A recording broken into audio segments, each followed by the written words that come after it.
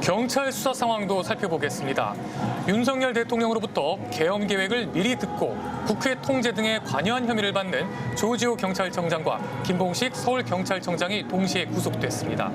경찰청 국가수사본부 취재기자 연결합니다. 정원술 기자 전해주시죠.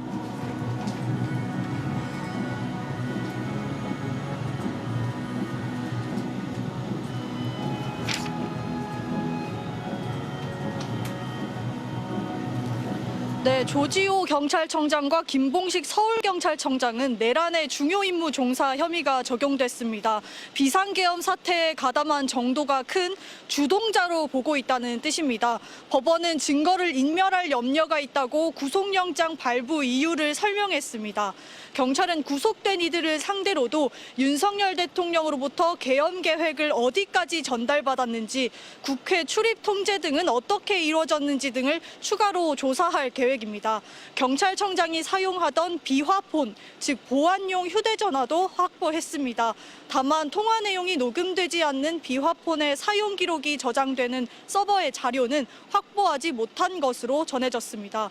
조 청장이 앞서 윤석열 대통령이 내란 사태 당일 직접 전화를 걸어 국회의원 체포 등을 지시했다고 폭로한 만큼 통화 내역 등을 집중 분석할 방침입니다.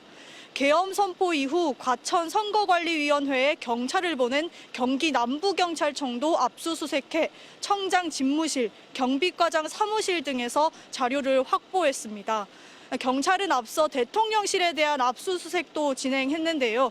이 압수수색 영장에 윤석열 대통령을 피의자로 적시했습니다.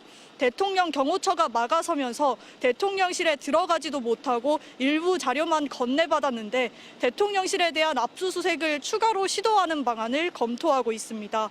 구속된 경찰청장과 서울경찰청장이 계엄 발표 3시간 전 윤석열 대통령을 만났던 서울 삼청동 대통령 안전가옥에 대해서도 압수수색을 검토하고 있습니다. 대통령에 대해서도 필요한 수사를 다 진행하고 있다고 설명했는데요. 경찰 조사를 위해 출석을 요구하고 더 나아가 체포영장을 신청하는 방안까지 검토 중이라고 했습니다. 대통령이 내란 수괴 혐의를 받는 만큼 직접 조사가 불가피한 상황에서 경찰의 수사 의지를 부각시키려는 것으로 보입니다.